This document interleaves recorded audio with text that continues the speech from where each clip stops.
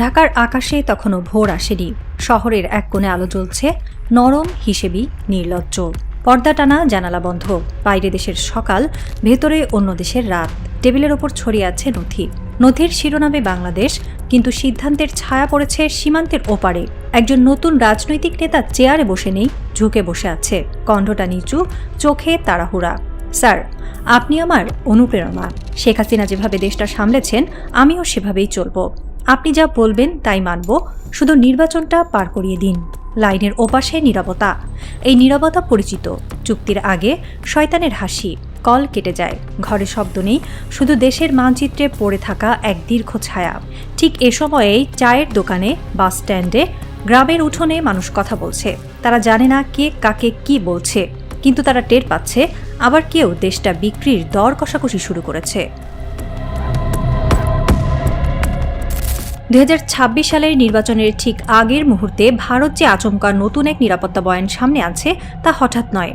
এটি একটি দীর্ঘমেয়াদী মানসিক প্রস্তুতির ফল। সীমান্তে টানেল খোঁড়ার পরিকল্পনা শুধু ইঞ্জিনিয়ারিং প্রকল্প নয়, এটি একটি মনস্তাত্ত্বিক যুদ্ধের প্রস্তুতি।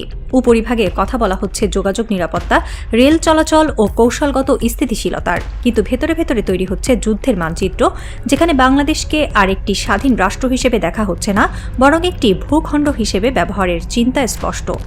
এই মাটির নিচের খেলা মূলত ভারতের দীর্ঘদিনের একটি ভয় থেকে জন্ম নেওয়া। শিলিগুড়ি করিডোর বা চিকেন স্নেক ভারতের সবচেয়ে বড় ভৌগোলিক দুর্বলতা। এই সংকীর্ণ করিডোর কেবল একটি রাস্তাই নয়, এটি ভারতের পূর্বাঞ্চলীয় রাজনীতির শ্বাসনালী। এই শ্বাসনালী বন্ধ হয়ে গেলে ভারতের উত্তর পূর্বাঞ্চল বিচ্ছিন্ন হয়ে পড়ার আশঙ্কা বহু দশক ধরে দিল্লির কৌশলবিদদের ঘুম কেড়ে নিয়েছে। এতদিন এই ভয় সামলানো হতো কূটনীতি দিয়ে, বাংলাদেশকে বন্ধু রাষ্ট্র হিসেবে ধরে রেখে। কিন্তু বাংলাদেশের রাজনৈতিক সমীকরণ বদলাতে শুরু করতেই দিল্লির ভয় রূপ নিচ্ছে আক্রমণাত্মক প্রস্তুতিতে। টানেল প্রকল্প সেই প্রস্তুতিরই অংশ। ওপর থেকে যদি করিডোর ঝুঁকিপূর্ণ হয়ে ওঠে, তাহলে নিচ দিয়ে পথ তৈরি করতে হবে। এই যুক্তি এখন ভারতীয় সামরিক মহলে জনপ্রিয়, কিন্তু এই যুক্তির ভেতরে লুকিয়ে আছে এক বিপজ্জনক মানসিকতা। এটি ধরে নিচ্ছে যে ভবিষ্যতে বাংলাদেশ আর বিশ্বাসযোগ্য থাকবে না, অর্থাৎ নির্বাচন পরবর্তী বাংলাদেশকে সম্ভাব্য শত্রু হিসেবেই কল্পনা করা হচ্ছে। এই কল্পনাই প্রমাণ করে কেন 2026 সালের আগে এত তাড়াহুড়া। সবচেয়ে গুরুত্বপূর্ণ বিষয় হলো সময়। কেন এখন? কেন নির্বাচন ঘনিয়ে আসতেই টানেল, করিডোর, নিরাপত্তা হুমকির ভাষা? এর উত্তর একটাই, ভোটের ফল অনিশ্চিত। দিল্লি বুঝে গেছে বাংলাদেশের জনগণের রায় আর আগের মতো নিয়ন্ত্রণযোগ্য নয়। তাই ভবিষ্যৎ বাংলাদেশকে মাথায় রেখেই এখন মাটির নিচে যুদ্ধের প্রস্তুতি। এই নির্বাচন ঠিক করবে বাংলাদেশ কার দিকে মুখ করে থাকবে, সমতার দিকে না দালালির দিকে। এই ভোট হবে হিসাবের ভোট, কে দেশের পক্ষে আর কে দেশের বিনিময়ে ক্ষমতার পক্ষে। কাগজে কলমে টানেল সব সমস্যার সমাধান। মানচিত্রে দাগ টানলেই মনে হয় করিডোরের ভয় শেষ, কিন্তু বাস্তবতা এত সহজ নয়। যুদ্ধ কেবল মানচিত্রে হয় না, যুদ্ধ হয় সক্ষমতায়, প্রযুক্তিতে এবং প্রতিপক্ষের শক্তি বোঝার ক্ষমতায়। টানেল খুঁড়ে যদি মনে করা হয় ভবিষ্যতের সব ঝুঁকি মিটে যাবে, তাহলে সেটি আত্মপ্রবঞ্চনা ছাড়া কিছু নয়। প্রথম বাস্তবতা হলো প্রযুক্তিগত সীমাবদ্ধতা। এত গভীরে গিয়ে রেল টানেল নির্মাণ ভারত আগে কখনো করেনি। পাহাড়ি ভূপ্রকৃতি, ভূমিকম্পপ্রবণ এলাকা, পানির স্তর, সব মিলিয়ে এটি একটি ভয়ঙ্কর জটিল প্রকল্প। যুদ্ধকালীন পরিস্থিতিতে এই টানেল কতটা কার্যকর থাকবে সেটাও বড় প্রশ্ন। একটি বড় বিস্ফোরণ, কয়েকটি নির্ভুল আঘাতই পুরো অবকাঠামোকে অচল করে দিতে পারে। দ্বিতীয় বাস্তবতা আরও কঠিন। ভবিষ্যতের যে কোনো বড় সংঘাতে ভারত একা থাকবে না। যে শক্তির দিকে দিল্লি তাকিয়ে আছে, সেই শক্তিগুলোর কাছে ইতোমধ্যেই এমন অস্ত্র আছে যা মাটির নিচের স্থাপনাকেও নিরাপদ মনে করে না। বাংকার, বাস্টার প্রযুক্তি, গভীর অনুপ্রবেশকারী বিস্ফোরক, এসব এখন আর কল্পনা নয়। অর্থাৎ টানেল বানালেই নিরাপত্তা নিশ্চিত হয়ে যাবে, এই ধারণা বাস্তবতার সঙ্গে খাপ খায় না। আর সবচেয়ে বড় বাস্তবতা হলো রাজনৈতিক। কোনো টানেলই একটি জাতির ইচ্ছাকে থামাতে পারে না। বাংলাদেশ যদি নিজের সার্বভৌম সিদ্ধান্তে দাঁড়ায়, তাহলে কোনো ভূগর্ভস্থ করিডোর সেই রাজনৈতিক বাস্তবতাকে বদলাতে পারবে না। টানেল হয়তো সাময়িক সুবিধা দেবে, কিন্তু দীর্ঘমেয়াদে এটি আত্মবিশ্বাসকেই পোক্ত করবে। এ কারণেই টানেল বনাম বাস্তবতার লড়াই আসলে অবকাঠামোর নয়, এটি দৃষ্টিভঙ্গির লড়াই। একদিকে রয়েছে আধিপত্য ধরে রাখার মরিয়া চেষ্টা, অন্যদিকে একটি জাতির আত্মসম্মান ও ভবিষ্যৎ। ইতিহাস বলে এই দুইয়ের সংঘাতে শেষ পর্যন্ত জয়ী হয় মানুষের ইচ্ছাই। বাংলাদেশের সঙ্গে যদি কখনো বড় পরিসরের যুদ্ধ পরিস্থিতি তৈরি হয়, তাহলে সেটি কেবল দুই দেশের মধ্যেই সীমাবদ্ধ থাকবে। এই ধারণা নিজেই একটি মারাত্মক ভুল হিসাব। দক্ষিণ এশিয়ার ভূরাজনীতি এখন আর দ্বিপাক্ষিক নয়, এটি বহুস্তরীয়, বহুমুখী এবং শক্তির ভারসাম্যে বাঁধা। এই ভারসাম্যে বাংলাদেশ একা নয়। বিশেষজ্ঞদের একটি বড় অংশের বিশ্লেষণ হল, যে কোনো বড় সংঘাতে চীন ও পাকিস্তান বাংলাদেশের পাশে সরাসরি অথবা পরোক্ষভাবে দাঁড়াবে। কারণ এই যুদ্ধে শুধু বাংলাদেশের সার্বভৌমত্বের প্রশ্ন নয়, এটি আঞ্চলিক শক্তির ভারসাম্যের প্রশ্ন। বিশেষ করে চীনের দৃষ্টিতে শিলিগুড়ি করিডোর বা চিকেন নেক ভারতের কৌশলগত দুর্বলতা। এই করিডোর কার্যত ভারতের উত্তর পূর্বাঞ্চলের লাইফলাইন। চীনের বেল্ট অ্যান্ড রোড ইনিশিয়েটিভের জন্য এই অঞ্চলের স্থিতিশীলতা এবং বিকল্প রুট অত্যন্ত গুরুত্বপূর্ণ। শিলিগুড়ি করিডোর যদি অকার্যকর হয়ে পড়ে, তাহলে শুধু ভারতের নয়, পুরো অঞ্চলের শক্তির মানচিত্র বদলে যাবে। এই বাস্তবতা চীন খুব ভালো করেই বোঝে। ফলে ভবিষ্যতের কোনো সংঘাতে চীনের আগ্রহ কেবল কূটনৈতিক থাকবে এমন ভাবা ভুল।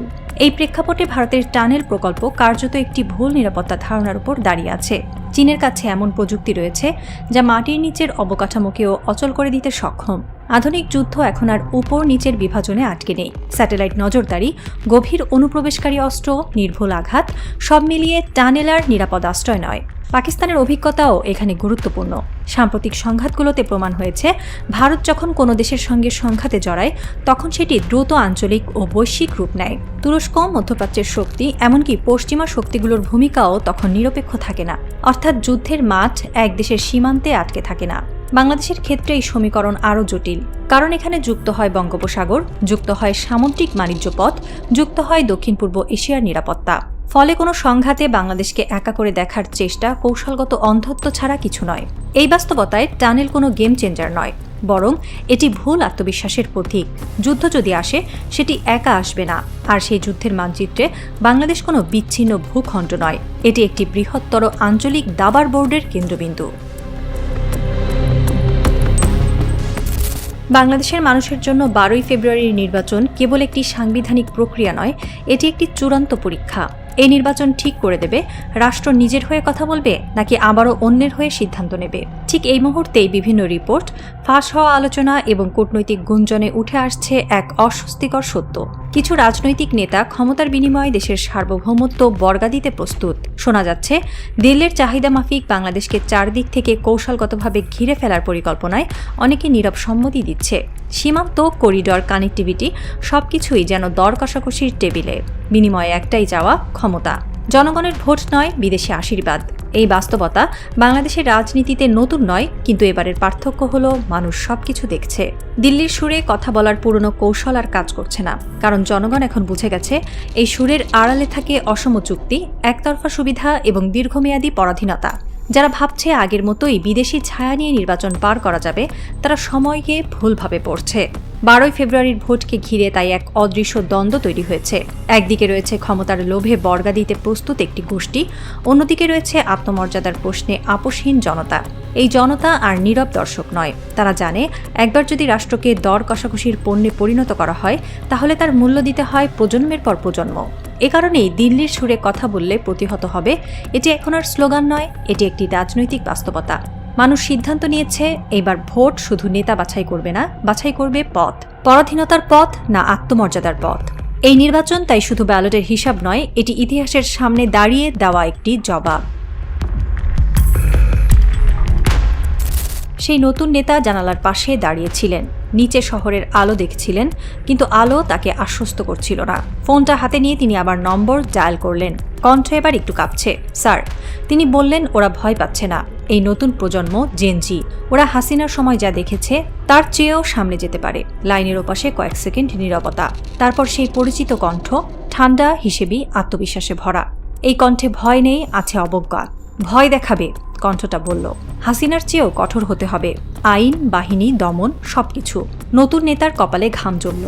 তিনি জানেন এই কথা আগেও শোনা হয়েছে ইতিহাসে। তিনি জানেন হাসিনার সামনে পালানোর রাস্তা ছিল, সীমান্তের ওপাশে আশ্রয় ছিল, কিন্তু নিজের জন্য সেই রাস্তা নেই। তিনি বুঝতে পারছেন হাসিনার চেয়েও বড় হতে গেলে আরেকটা 5 আগস্ট আসবে, আর সেই আগস্টের পরিণতি হবে আরও ভয়ঙ্কর। কারণ এইবার মানুষ জানে কাকে নামাতে হয় আর কিভাবে। এই ভাবনাটাই তাকে সবচেয়ে বেশি আতঙ্কিত করে। দমন দিয়ে এই প্রজন্মকে থামানো যাবে না। গুলি তাদের ভয় দেখায় না, আইন তাদের চুপ করায় না, কারণ তারা জানে একজন পড়লে 10 জন দাঁড়ায়। সে রাতেই দেশের অন্য প্রান্তে মানুষ জেগে থাকে, কোনো ঘোষণা নেই, কোনো ডাক নেই। তবু সবাই বুঝে গেছে এই লড়াইটার শুধু ভোটের নয়, এটা অস্তিত্বের। এক বৃদ্ধ ফিসফিস করে বললেন, হাসিনার সামনে ভারত ছিল, কিন্তু যারা আবার দেশ বর্গা দিতে চায় তাদের সামনে কেউ থাকবে না। কথাটা বাতাসে ঝুলে থাকে। ভোটের আগের রাতে বাংলাদেশ আয়নায় তাকায়। আয়নায় কোনো নেতা নেই, আছে একটি প্রশ্ন, এই দেশ বিক্রি হলে কারা বাঁচবে? আয়না ভাঙে না, কারণ এই আয়না মানুষের চোখে বসানো। ভোর আসে, আজানের ধ্বনি শহরের ওপর দিয়ে ভেসে যায়। ব্যালট বাক্স খোলে, আঙুলে কালি লাগে। কিন্তু এবার শুধু ভোট পড়ে না, পরে রায়। সেই রায় স্পষ্ট, যারা দিল্লির কাছে দেশ বর্গা দিতে চাইবে তাদের পরিণতি হাসিনার চেয়েও ভয়ঙ্কর হবে। প্রাণ নিয়ে পালানোর পথও থাকবে না।